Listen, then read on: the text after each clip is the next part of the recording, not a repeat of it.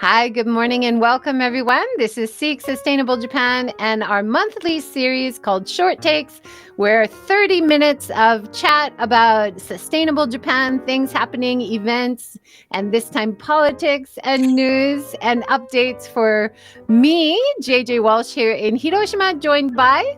Hi, I'm Tove JJ in Yokohama.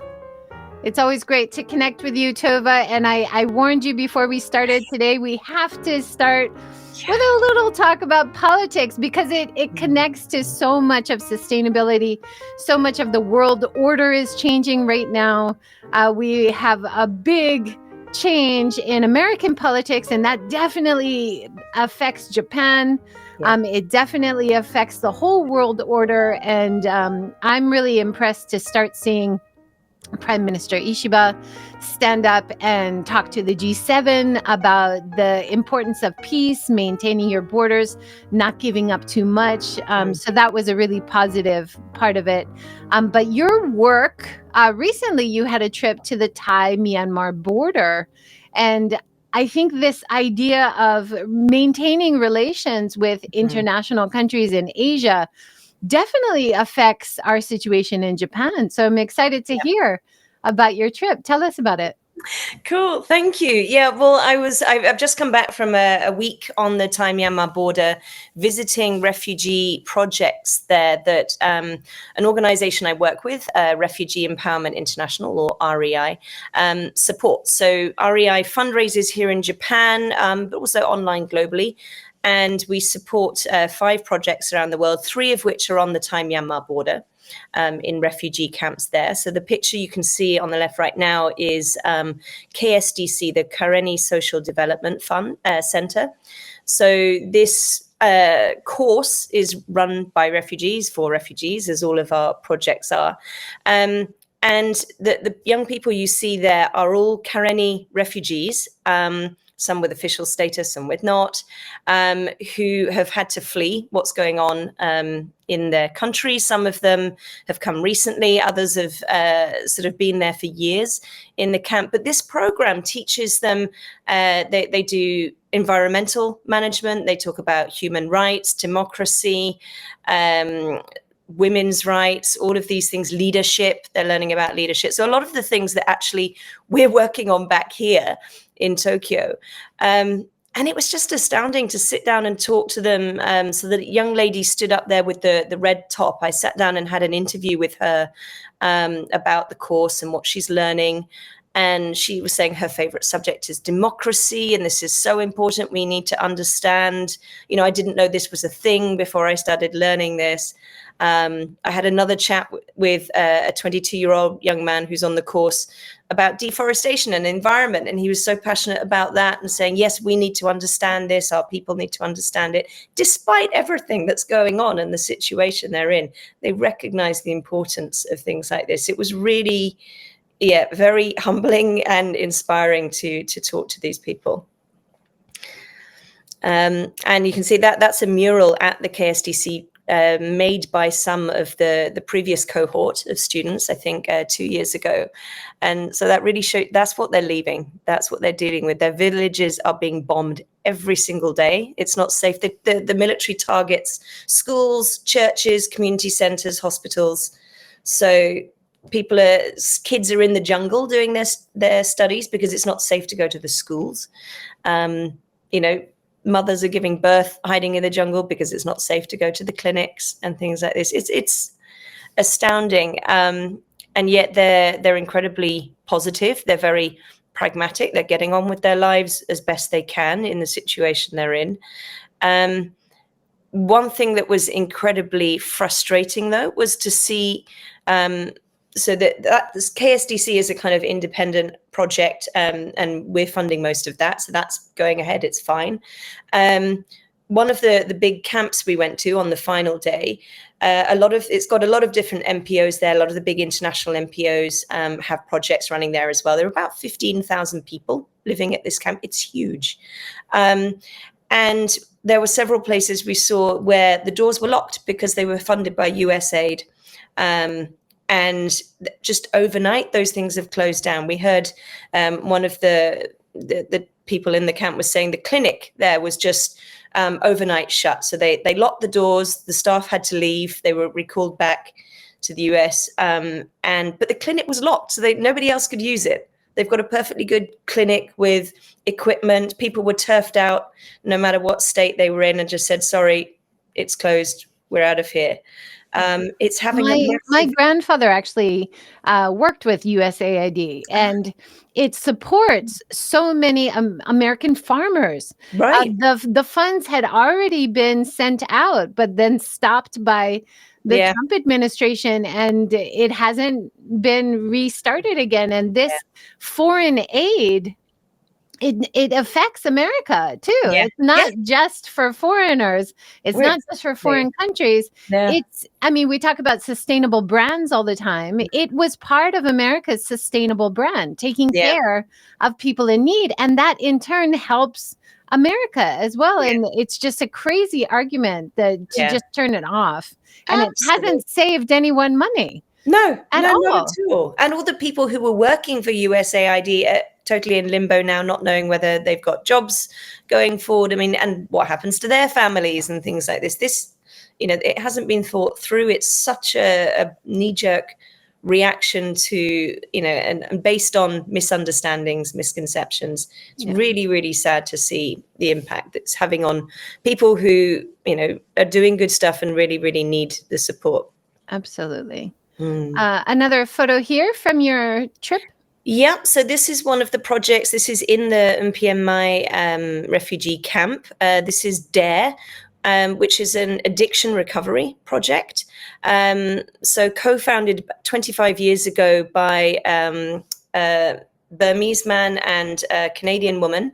And the lady Pam was an addiction worker in Canada before she came to Thailand, and had seen sort of firsthand, been involved for many years there in sort of addiction recovery, sort of Western style projects, and was very sort of taken by the approach that they have here in the camp, and the Lolo Say, the Burmese man she worked with, to co-found this, and it's much, much more successful. Their relapse rate is much lower than programs that we have in the West in our supposedly sort of advanced societies. And the reason for that is it's really holistic, and they work not just with the addicts themselves, but they work with the whole community, the families of the addicts, to break down the stigma and the biases around this, to do a lot of prevention work as well. And it works. It really works. And all of the trainers, many of them have been affected. They've either been addicts themselves or had family members who are, so they get it, they understand. And it was really, really impressive. And they use natural sort of herbal remedies. They use acupuncture. They use a lot of sort of group therapies and stuff. Really, really impressive project. That's amazing.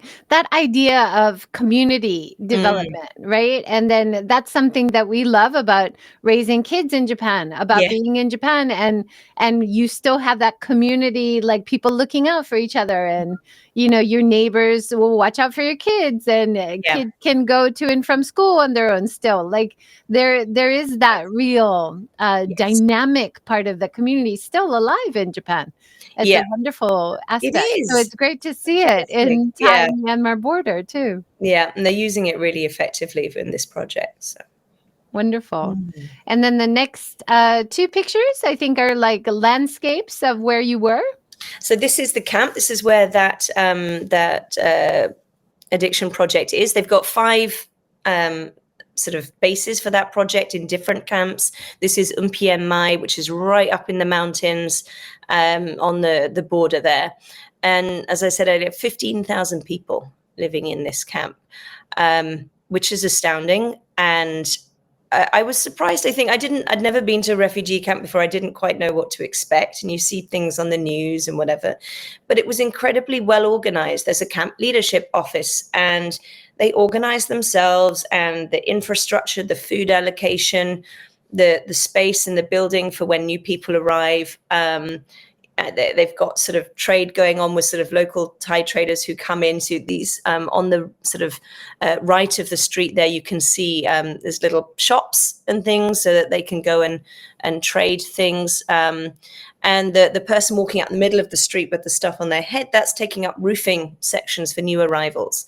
So basically, the longer people have been in the camp, the more sort of permanent their buildings, well, they're not supposed to call it permanent, but the more stable their buildings become. But they start with using bamboo and leaves and whatever they can find.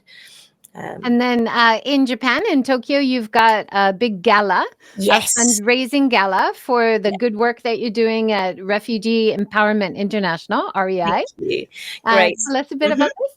Yep. So this is the biggest fundraising event that we do every year. We do a lot of different sort of smaller ones too, but this is on the 21st of March. It's hosted by Conrad Tokyo, beautiful hotel that really supports REI's work. We're really appreciative of that, and several other sponsors you can see there.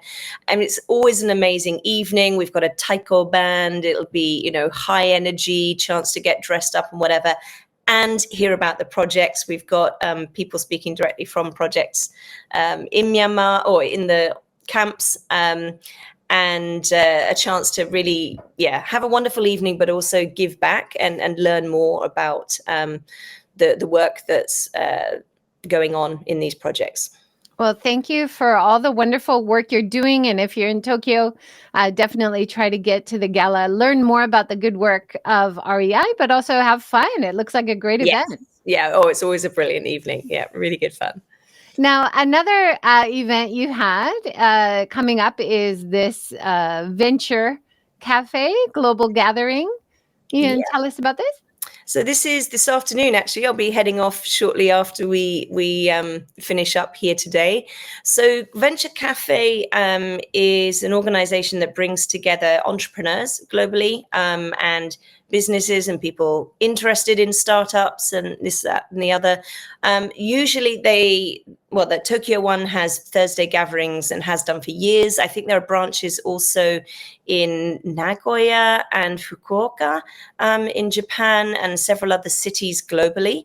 And this is their once a year global gathering where they've got entrepreneurs from all over the world coming together to look at the sort of Japan bridging the world, but also what's happening in other places. A lot of them are tackling sustainability or social issues. So I'm really looking forward to hearing all the different panels and speakers and pitches and things going on today. It'll be a really sort of action-packed day. I think there is still time. It starts at 2 p.m. So if anyone wants to sign up, jump on the website and go and have a look. It's a really worthwhile way to spend an afternoon, make some connections, get lots of great ideas. Yeah, it looks good. I've put the link in the list below. Let's just skip ahead a little bit, give you a little breather while I talk about some of the talks that I've just done and coming up in about a week. So it's all of these 3 great talks, 2 this month and 1 next month, about how to reuse Akiya or Minka or traditional Japanese houses in meaningful ways, but not just about the houses, not just about selling the houses. It's about building community and revitalization of rural Japan. And I know Prime Minister Ishiba, this is one of his hot points too, right? He really wants to help revigorate the rural areas with transportation funding, with road funding, with things that infrastructure the government can do. Also encouraging businesses to get out to rural areas. So that really could help revive not only the cities are too busy, they're doing fine, they've got more than enough people, but we are finding so many communities outside the cities that are just dwindling. And a lot of these areas have very high value houses, high value communities. And so it's wonderful to see these groups in different areas which are working so hard to bring people together. Michelle Huang at the top left, she talked about her group Akiya Collective. Now they're a group of artists that are doing innovative different projects in rural Nagano. It's only about 90 minutes from Tokyo.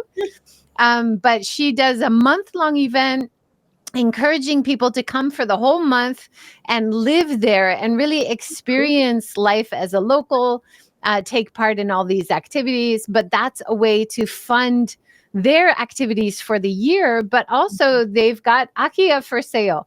So if you're really loving the area, you can buy one and come back regularly, right? So that's a great idea. That's a great idea, bringing people to experience living there, because it's very different, right? Being there for a month or a few weeks as opposed to 1 or 2 nights is, very different. Absolutely. And then Minka Preservation Society, they're building on the success over the years of the Minka Summit events by expanding it more, doing more events, newsletters, and blogs, kind of taking it to another level, which is wonderful to see. Mm-hmm. And then coming up next month, talking to Planet Dow, also doing really exciting projects all over rural areas of Japan. So I don't know much about what they're doing. I'm really excited to hear from them. Brilliant. I've seen their posts on Facebook and stuff, but I haven't actually sort of heard much detail. So that'll be interesting. And then 2 weeks ago or last week, I was up with Shiitake Creative. Ali Hongo is one of the founders. She also joined the show after the event, but it was the time for the Japan Travel Awards. And it was so wonderful to see so much focus on diversity, equity, and inclusion at a time when we're seeing the reverse happening around the world and stepping back, even reversing the progress that we were making. And everything about this Japan Travel Awards from the beginning, when it started 4 years ago, was really focused on accessibility, diversity, and inclusion in terms of accepting and welcoming inbound travelers who are same-sex marriage or gay or LGBTQ issues, or focused on women promoting in the workplace. How are foreigners welcomed as visitors, but also included in the business? So it was so refreshing. And I saw journalist Jake Adelstein there, and he said, "Oh my gosh, it's so refreshing seeing this in contrast to what's happening in America right now." And so it was for all of us, especially Americans. We really felt it strongly. So that was wonderful. And then chatting with Ali about her work, and she's done so much over the years, starting from high school in Japan, and then university in Japan, and then working as a journalist. And then now running Japan Travel Awards and a lot of inbound travel, but also design and promotion. So that was a great conversation. Fantastic. Now it's good to hear some positive news. Yeah. All right. Now your next project was with Yokohama International School. What's going on? So a couple of days ago, I did a workshop for YIS, Yokohama International School, on their sustainability impact strategy. So if you look at the school's website, you can see they've got an impact strategy and sort of 5 key focus areas that you can see there, including DEI, which they're very, very good on, I have to say. And we were looking at the sustainability strategy, and I introduced the concept that we use with all our work of ecosystem thinking to really understand the impact relationship between the school and people and planet and its community. And so we were looking at not just the physical equipment and stuff in the school, but also thinking about the activities they run, how they incorporate sustainability into lesson topics for different subjects, and sort of looking at how they want to really make the impact statements come alive, which was really encouraging to see. Actually, I think a lot of organizations, not just schools, big companies that we work with as well, say all the right things on the website, right? So you can go to the website, looks amazing, but the reality that's lived every day in the organization is often very different. So it was really good to see that they don't want that. They said, okay, we've got these impact statements for a reason. We want to make sure everyone understands them, that they're the right statements. Like, do we need to revise them? And they brought together a group. There were about, I think, 15 or so people, including the headmaster and his leadership team, several other people working in the operations. They had faculty, staff members from different subjects. They had students as well. And they were all part of this conversation saying, well, actually, what does this mean to us? What does sustainability mean to us as a school, a large school with a broad footprint, not just physically, but in terms of the people we're sending out into the world. What's the mindset we want them to take away from their years as students at YIS, and how do we want them to influence the world?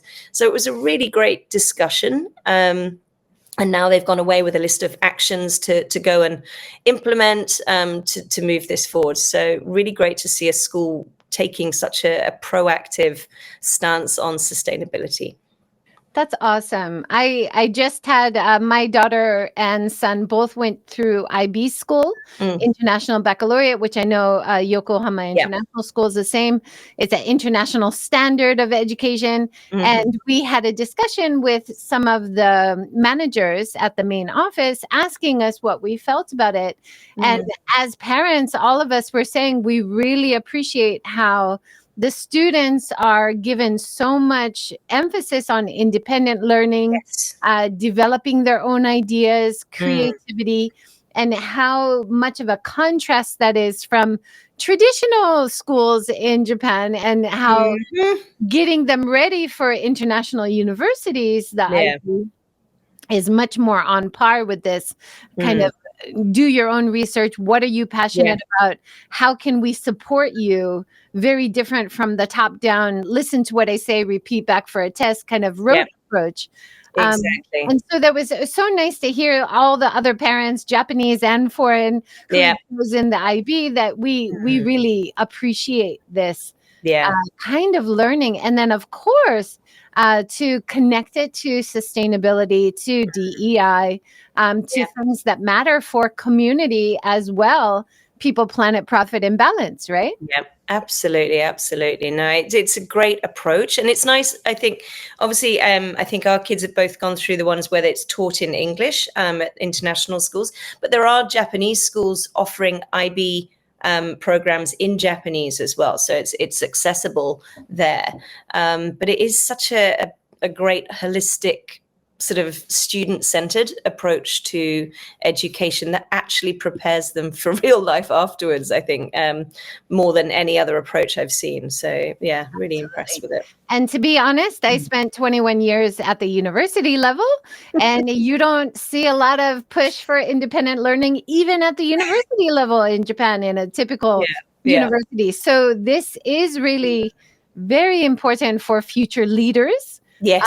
For future company workers who understand these key issues on a deeper level, right? It's so many knock-on positive effects, right? Exactly. And just for really good, proactive global citizens, right? Who, whatever work they're doing or wherever they're living in the world, can actually understand issues, be respectful and inclusive, and make a positive impact. So it's a great approach. Absolutely. And always, like many sustainability issues, always reevaluating where we are and how we can be better. And you see that with the IB program, how they do really evaluate and make changes. They're really trying to make progress. And that's fantastic to see. Yeah, totally agree. Talking about Prime Minister Ishiba and his stance with the G7, trying to encourage the G7 group to avoid the wrong lessons in the Ukraine peace process, not to give up too much of your sovereignty, too much of your country's land, like not allow a country like Russia to come and take land and then create peace where that's really benefiting them. Because in the article with Japan Times here, talking about how Prime Minister Ishiba really sees a connection with what's happening in Europe, and next it's going to be Asia and Japan, and it's really tricky. being an ally with America, but that's kind of shifting and what's going to happen. And so seeing him as a leader really stand up, this was, I thought, very positive in the news to see. No, that is good. We need, I think it feels like there's rather a leadership vacuum at the moment at the top level of politics, and we really need people stepping up and saying, well, actually, no, we don't think what's going on in the US is the right way to go, and coming out and standing up against that and talking sense. So it's, thank you, Ishiba-san. And but it's so tricky, right? Because Japan's military is basically the American military. Yep. So there is so much that needs to happen this year in terms of negotiation and realignment. But it's amazing to see him come out so strong as a strong leader. So it's I think very encouraging. I hope. Yes, definitely. Yeah, watch this space kind of thing, right? Yes. I think we're all like walking on eggshells about international politics, right? Very much, yeah. But that also relates to an issue I had yesterday, which I think foreigners living in Japan, it's becoming more and more of an issue because there's more and more of us. Foreign new residents, long-term residents, people who are not Japanese, who speak a bit of Japanese, even struggle. Yeah. You know, so yesterday I was at the Kuyak show. I was having a big issue. The ward office people said, we can't tell you the information because we can't support some businesses over the others. But I needed a paperwork that could only be done at a business. But I was just like at a loss. And even though I can speak basic Japanese, I couldn't get the information I needed. And I was so frustrated. And so I called a friend of mine who I would definitely recommend people reach out to, Arami. She runs a business called Shacho Bell.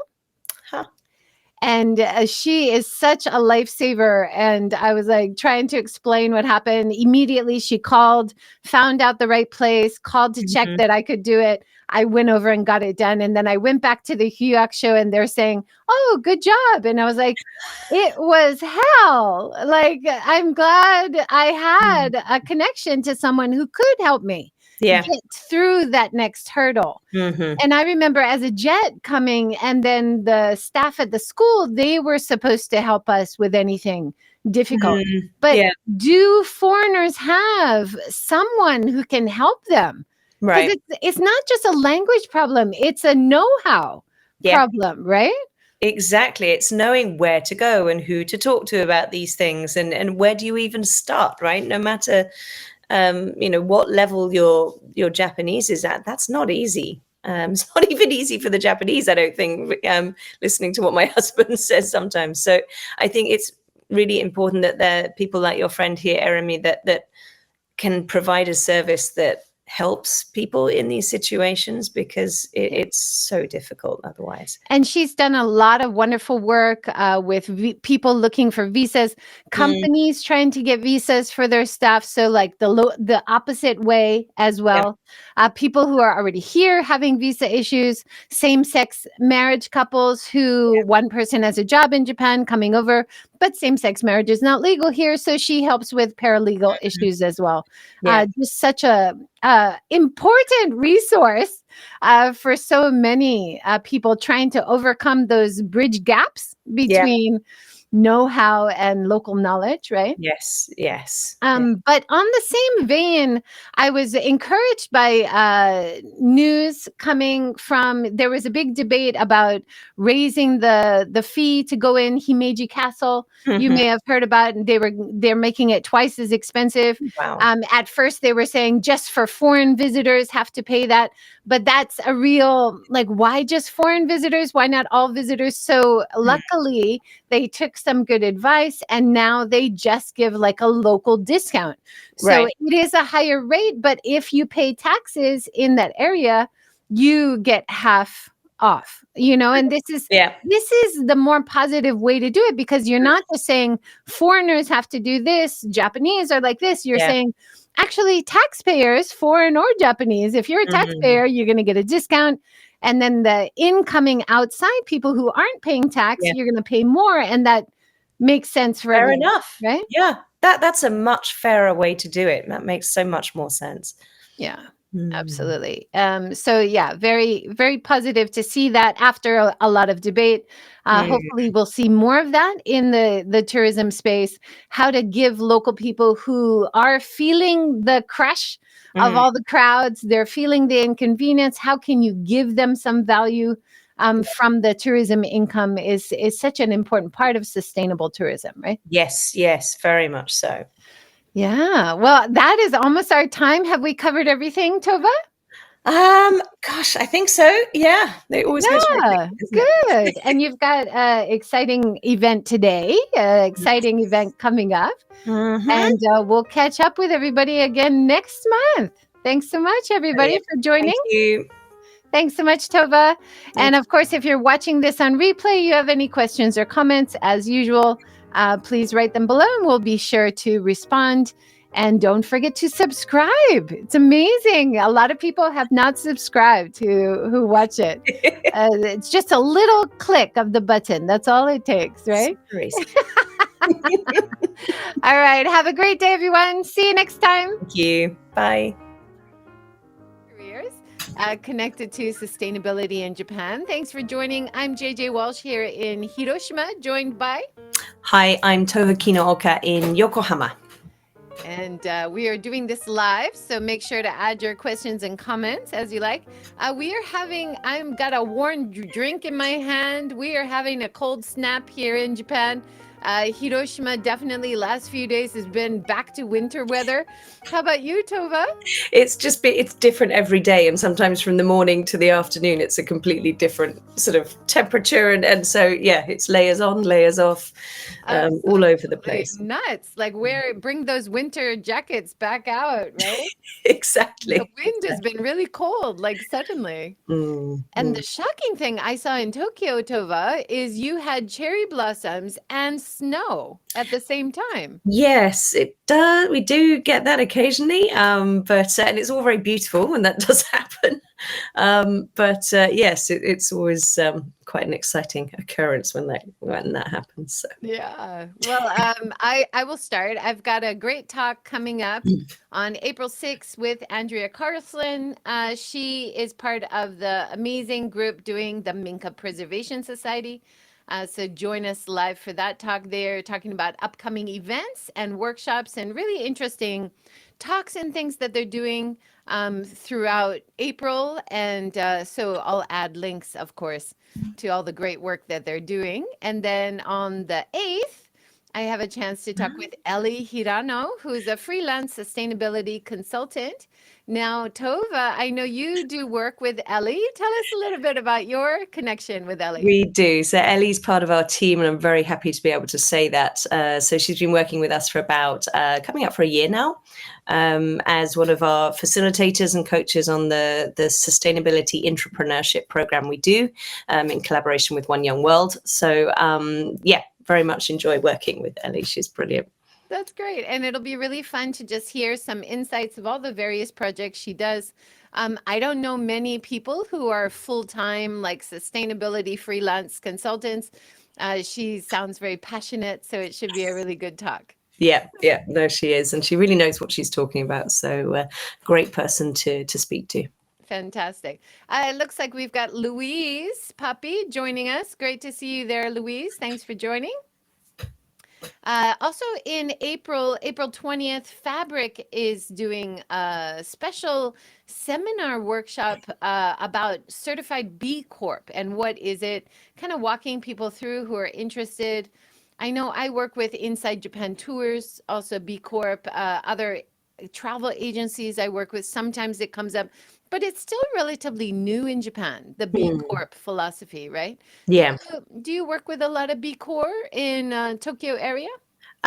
There aren't so many still in this area, and a lot of them are smaller organizations, whereas, most of our clients are the large ones. Having said that, we've got a client that we're working with currently that has it's a luxury brand group that has a lot of brands under its umbrella, and one of those is a registered B Corp. So that was really good to see that sort of luxury fashion brand is actually taking it seriously and really putting an effort into doing the right thing. So yeah. So in a really simplified version, B Corp is basically set of parameters for businesses to really show how they're putting good sustainability strategies in place in terms of taking care of their staff, taking care of society. So the people Yeah. part, the planet part, how are you doing better for waste management, that kind of thing. And Yeah. then, of course, the profit part, you being a responsible business. Is that about right, Tova? Exactly. So it's pretty comprehensive. It's also not easy to get to the certification, and you have to keep reassessing as well. It's not something you get once and then you can forget about and sort of let things slide. They do sort of make sure that you stay on top of it. You do what you say you were planning to do or are doing. So yeah, it's very rigorous in that sense, and so it'd be great to see more of that happening in Japan. So Fabric's doing a great job on sort of building the community and knowledge around that. For sure. Another shout out I wanted to give, and I know you work closely with them, is My Mizu. My Mizu is celebrating their 5th year. This is a big deal, right? Yeah, no, it's brilliant. I mean, they've just gone from strength to strength. I think we've talked about them quite a few times, and I'm quite happy to go around and use my Mizu bottle at every opportunity, particularly when I go to events as a speaker or something, and I'm handed a bottle of, sort of plastic bottle of water. I'll say, no, thanks, I'm fine. And I've got my Mizu bottle Do you here. do the Japanese X? Are you like, no, thank you, but yeah, Okay, thanks for the offer, but I don't use plastic water bottles. And yeah, right? And then working in tourism, quite a lot of international visitors come to Japan, especially Hiroshima, yeah, not knowing how great the local water is. yeah, But, I always introduce in front of the sake breweries, especially how they are promoting their local spring water because that's what they use to make the sake, right? exactly. But a lot of people just don't realize how great tap water is in Yeah. general in Japan, right? Exactly. There's really no need to buy bottled water here. There's no excuse for it, really. So, yeah, I love the work my Mizu are doing on that. So, It's so important. yeah. And I'm starting to see more, very few, but a few more fill up stations around in tourist areas. And that's going to become more and more relevant as it gets hotter. It's Yes. cold now, but once it starts warming up, it's a health issue. Yeah. Local people, as well as visitors, are going to need places to fill up because you can't just depend on the machines. Often they're sold out, right? Yeah. Yeah, exactly. So that's the great thing that the My Mizu app, people can add to it. So if you're out and about and you've got the app and you find somewhere that's not sort of on it already, you can add that in as well and sort of apply to have it included. So it's a community effort as well. Absolutely. It's such a great idea. So My Mizu, the group, they do not only the app, over 200,000 locations where you can fill up for free. I love that Patagonia is one of the spots. So if you ever see a Patagonia in Japan, there's other standards that you can look for that you might see all over. But they also do a lot of collaborations and partnerships with businesses, do consulting work as well as education. So Yeah. you'll see a lot of the My Mizu team going out to universities or doing seminars for communities. So they're doing a lot of great work, aren't they? Yes. Yeah, absolutely.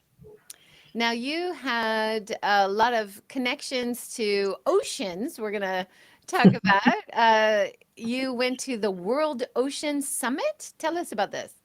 Yep. So this is run by the Economist Impact Group, and it sort of moves around to different countries. This year it was held in Japan, which was brilliant. So we had a huge number of experts from all over the world, from NPOs, from science and research, from government organizations, coming to talk about oceans. And over 2 days, very intense few days, the conversations ranged from the science of it, looking at things like ocean acidification and plastic issues and plastic pollution, to things like governance and the fact that actually this is a really hard one, because unlike land where you can sort of say, well, this land is owned by this country or this sort of group, therefore they have responsibility of taking care of it. The oceans are not like that. They're very, just by the nature of them, they're so vast, and ownership is sort of often just around the coastal areas. So who takes responsibility for taking care of that is actually a really difficult issue. So there was a lot of really interesting discussion on how organizations are tackling that, how countries are collaborating to really sort of look at how can we work together. And this part, so the collaborating with the ocean part there, which comes out of the UNESCO group, was looking at ocean literacy. And they've got sort of different ways of, or different packages. They've got ocean literacy for schools, for sort of communities, and this one was for corporate action, which was a concept I thought was really, really brilliant, because very often we sort of leave the science to the scientists or to the policymakers, and there's very little awareness generally in the public, and particularly in companies, say, about the science and what it means, and therefore what we need to do, what our responsibility is, what we can do differently as individuals, as companies, what our connection is to the ocean. And when we hear things like ocean acidification or stuff like this, actually, why should we care about that? What does it mean for us?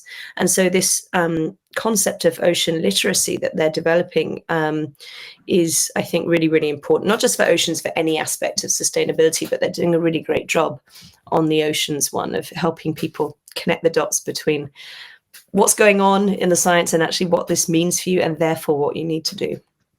That's awesome. When I went to the Ogasawara Islands, which you can only access by 24-hour ferry from Tokyo, and I wrote about it on All About Japan. And the island we went to first is the main island where most people live.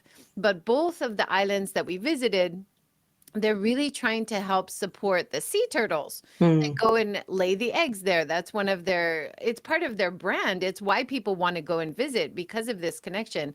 But they found that the lights along the shore were attracting the turtles into traffic. And even though it's a rural area, they didn't have that much traffic. It was a big issue. So the mayor was telling me how he was very proud. One of the initiatives they did, they had studied what other places around the world doing, and they found out that if you change the light bulbs to a different color, it doesn't attract the turtles into the city. And they also made safe nesting areas away from the harbor where the ferries were coming in.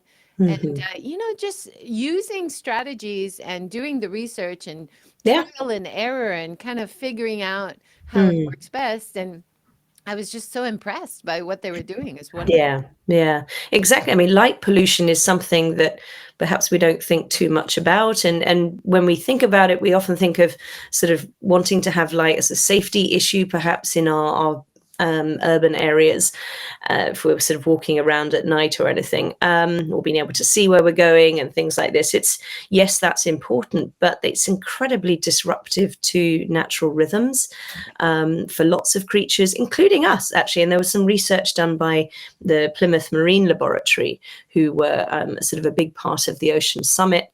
And I was speaking to one of the professors there, and he was saying, that we don't realize that it's not just impacting the sea life, but it's actually impacting us as well in our rhythms. And so it's not sort of something that we can only look at in terms of safety. We need to understand biologically, what is this doing to us, to other species, and what could we do? Like you said at the Ogasawara Islands, simple things like perhaps putting lights that come on with sensors, you were saying, for example, rather than being on permanently. So they're on when they're needed.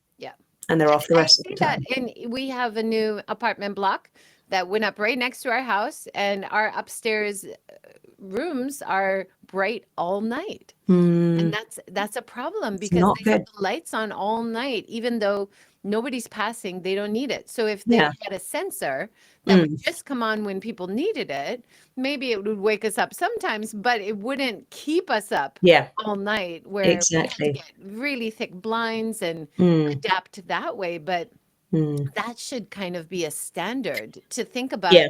If your light that you have on so bright, if it's going in other people's windows, maybe some kind of building standard would be a good idea, right? That would be really good to see. And it starts with awareness, right? Understanding the Absolutely. science and what this does, and therefore why we need to change the way we're designing or sort of using things. Yeah, absolutely. And it probably saved them money if it was a sensor light and it only went on when needed, Yep, right? win-win. Win-win. There you go. Now, you also mentioned there's an upcoming Imperial Palace Charity Walk Yes. coming up on the 4th and 5th, and this is Mirai no Mori organization, is that right? Yep, that's right. So Mirai no Mori are an NPO that work with children who are living in care homes, and they prepare them for the transition out into life after the care system.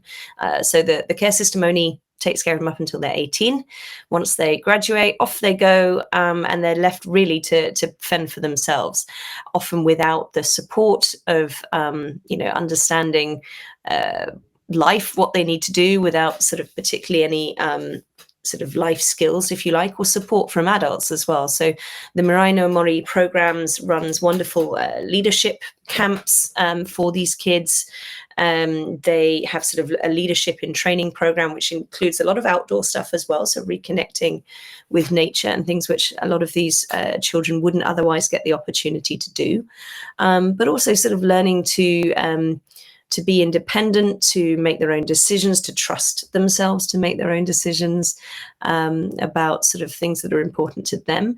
And so they help them build these skills and computer literacy and some English and skills that they can then go and use in the workplace. So they do amazing work, and they have lots of fun fundraising stuff throughout the year. But the Palace Walk's always a good one. It's a great opportunity to go out for a nice walk. Hopefully the cherry blossoms will be good and hopefully the weather will cooperate. So Yeah, it looks like in the poster they've got some cherry blossoms there. So maybe last Exactly. year they did have cherry blossoms. Yes. Who knows what's going to happen with the cherry blossoms? Did they come out earlier and then we've had this cold snap, so some of them will come out later? It's hard to tell, right? It's exactly, again, it's messing up. Climate change is messing up all the rhythms, which is going to have knock-on effects that we don't understand yet. So Absolutely. And another thing we've noticed this year, which I've never heard of in Japan before, is the forest fires. yes. We've had forest fires around Japan for the first time in the 30 years I've been here. And it's really a new problem that we have. We usually have more than enough Yeah. rain. Yeah. The forests have not been as dry as they have this year. So Japan definitely is showing the effects of climate change, global warming. It is happening here. Yeah. Whereas for a long time, we were thinking, well, Japan's using a lot of coal, a lot of fossil fuels for making energy, but we're not really seeing it here, is what a lot of residents were feeling. Yeah. But this year has been a big change, and we're starting to see big shifts. So it Yeah. is the responsible thing to do. As a homeowner, maybe think about solar. As a business owner, maybe Yeah. think about where you're sourcing your energy if you don't have your own roof. And then as a government, as leadership, how can we shift more toward renewable energy? Yeah. We know it works, solar and wind, we Exactly. know it's effective. Yeah. Let's get more of it going, you know? Yes, please, please. Yeah. Dear. Now, speaking of nature and climate change, you've been doing some lovely walks in your neighborhood park, and you have these beautiful pictures of mushrooms. This is gorgeous. So this was just yesterday in our local park. We're very fortunate to have a large park sort of just around the corner from us. And a lot of the time when a tree falls down, it's very quickly removed, cut up and removed. And so I was really happy walking through yesterday to see this log just lying there. And yes, you can see the sort of the trees being cut, but it's been left there to decompose. And you've got these wonderful fungi coming up along it. And these, of course, are all part of the ecosystem. They all have their role there. Things are very interconnected. So we need things to be left there to do what they do and to play their role in that ecosystem. So I was really happy to see them. Not only are they beautiful to look at, but actually they're there for a reason. So it was really good to see that they had been left to do what they need to do. Absolutely. And I am not a green thumb. I always would like to be. I always try to grow something edible, but I always fail. But recently, I am putting more flowers in the garden and at least trying to be a supporter of the pollinators, right? Yep. That's the minimum I could do, right? Absolutely. Yeah. Yeah. Yeah. Anything like that that you can put out there that's going to help the insects is, yeah, going to help us as well in the long term. Yeah. On a kind of personal connection, I have been looking into trading in my electric car. I have a car model that many of you can guess, where the leadership of this company has been in the news a lot, and he's against empathy. And he is creating a lot of chaos and havoc around the world. And so even before I was one of the early adopters, I bought this car in 2019. It's a wonderful car. It's zero emissions. I have solar panels. I'm driving on sunshine. It's wonderful. But I think for many of us who own a Tesla, we are looking for a change. Yeah. Yeah. I've been really looking at Volvo because of talking with you, Tova, for the many years. And so I actually went into a Volvo dealer here in Hiroshima, and it was wonderful to see the managers are women.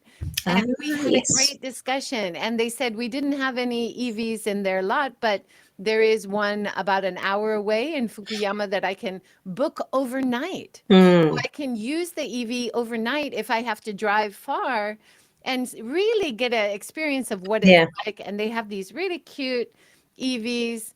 Now, I have a much better impression of Volvo as a more ethical company. And you have often talked about all their great work in Japan. Can you give us a little insight?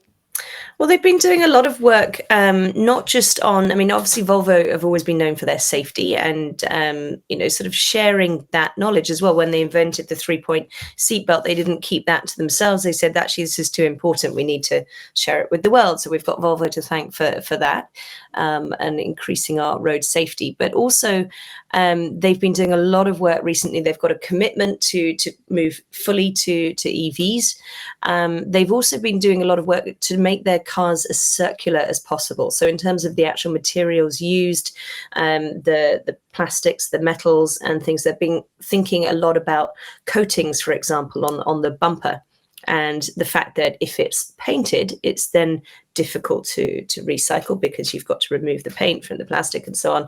So just thinking through design aspects like that and saying, okay, how can we design it so at end of life we can actually recycle it? And what are we using in terms of materials anyway? And where are those coming from? And could those be circular materials? So they've got a display. I expect you'll see when you go to the place with EVs where you can go and look at a lot of the materials that are used on the interior of the car and for the structure, and see that they're actually really committed to circularity in their production, but also biodiversity protection, which is not something you see a lot of, certainly automakers, makers, but also sort of large companies in general really talking about. You'd think, okay, car company, biodiversity, what's the link? They actually do see the link and are taking sort of action there to really consider, understand their impact and change their impact for the better on that. I often go into Japanese car dealers. I'm always looking for EVs that are comparable to what I have, a decent range and everything. But I did notice some very unique things when I went into Volvo, the dealership, and they have a section where they sell the reusable straw cutlery set. Right. And they have a reusable drink container that you could buy. And they have bicycles for loan if you want to cycle around. I mean, I don't know any other car dealer that encourages people to cycle, but I thought that was amazing. Yeah. And they gave me a cup of tea and a vegan Swedish biscuit. So there was so many wonderful things about just visiting. So I would encourage anyone thinking about a new EV to consider Volvo. Yeah, absolutely. Option. Go and have a look. Yeah, great. Now you've been to some really interesting events. There's also a great event coming up you wanted to mention? Yep. So this is Ichigo Bloom's big event coming up for Earth Day, which is they do the climate fresque, which people may have heard about. I think we've talked about it before, which is a kind of a card game designed to help people with no prior knowledge, but also those with some knowledge and sort of build it to understand climate change, the impact on our lives, the connection to our lives, and how that works, and therefore what we can do to minimize that impact. And so they've got other ones as well. The climate one is the sort of the original, the basic one, but they've also got one on biodiversity, one on plastics, and more recently a planetary boundaries one to really understand holistically our connection to the impact we're having on the planet.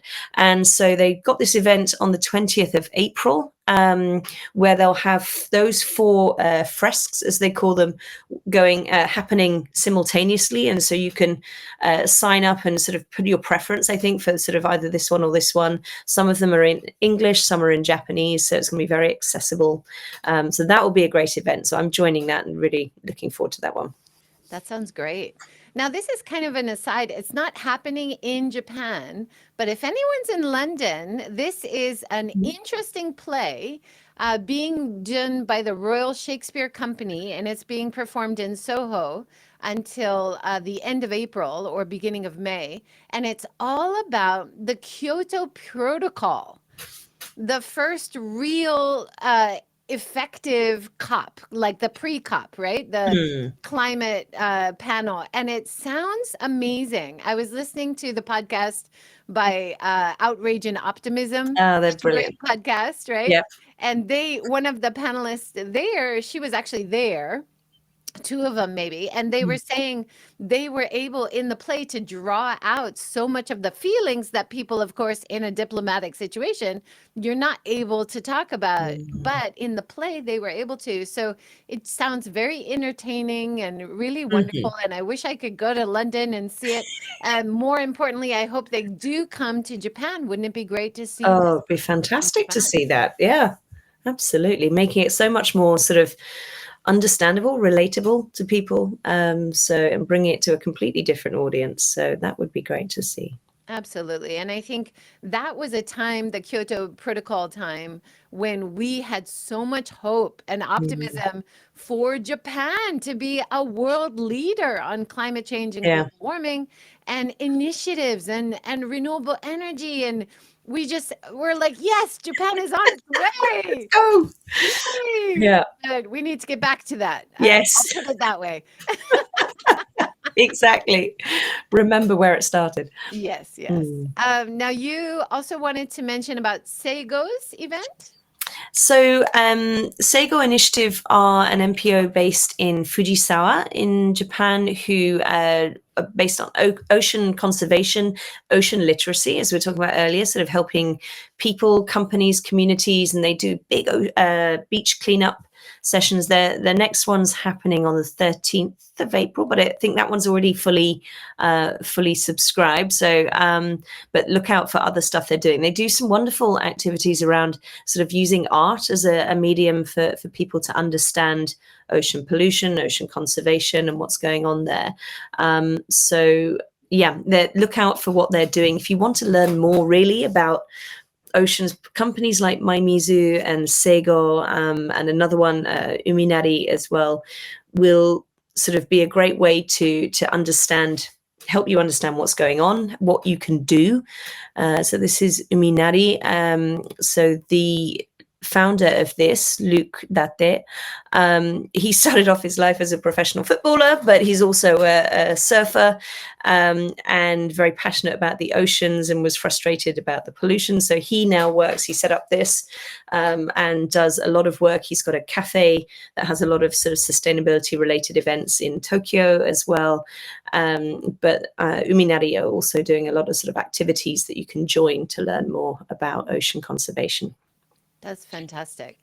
So much great initiatives about the ocean. And of course, Japan is an island. We're surrounded by ocean. It's so important for all parts of the economy and quality of life, So it's wonderful to see all these fantastic initiatives. Of course, Maimizu, who we mentioned earlier, they also do beach cleans and also collaborate with businesses as well. Now, you were also at some interesting women's events.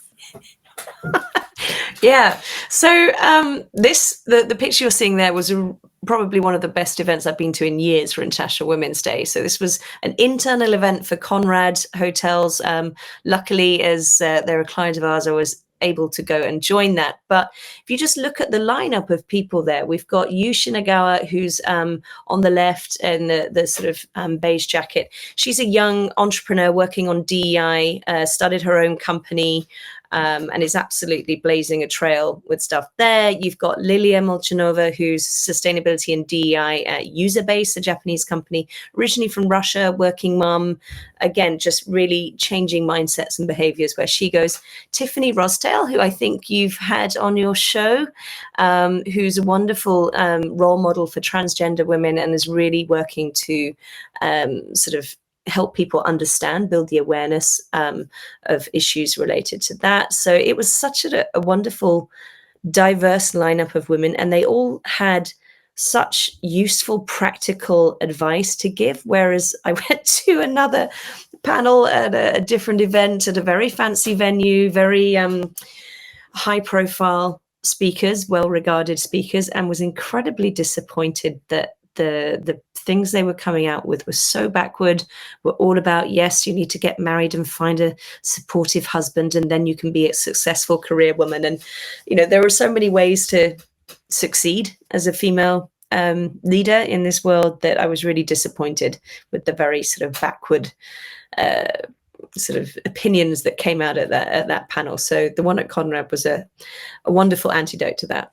And I think before we started, I talked about how over my 21 years teaching in a women's university, I saw so many changes for the better, for autonomy and women wanting to work for themselves and do things they were passionate about. But in the very beginning, almost everybody who was coming in at the university was saying, I just want to find a nice husband and be taken care of for the rest of my life. So it has changed. But still, Japan, we have such a gender gap in terms of opportunities, in terms of equal pay. But we do have so many wonderful success stories. So it's great to have these events, which really highlight the good work of amazing women doing great things, but also, like you said, give such great, very practical advice to the audience, right? And role models, right? So, I mean, several of the panelists mentioned that, you know, really you need to see representation, that women can do these kind of roles, and maybe sort of not just the HR positions that, you know, they're often pushed into, but there are many different roles that women can do, and very successfully. But we need to see more of that and hear those stories. So it was really great to hear from them on that. Absolutely. Now that's our time, Tove. Did we cover everything? I think so. All right. Thank you so much for joining again. It's always wonderful talking to you. And thanks everyone for watching. And as usual, I'll put the links below. And if you have any questions or comments, make sure to add that. Also, please subscribe and share with others who you think might be interested in these talks that we do. And have a great day, and we'll see you next month, right, Tove? Yes, go off April tomorrow. Scary. Take care, everyone. Thank you. Bye.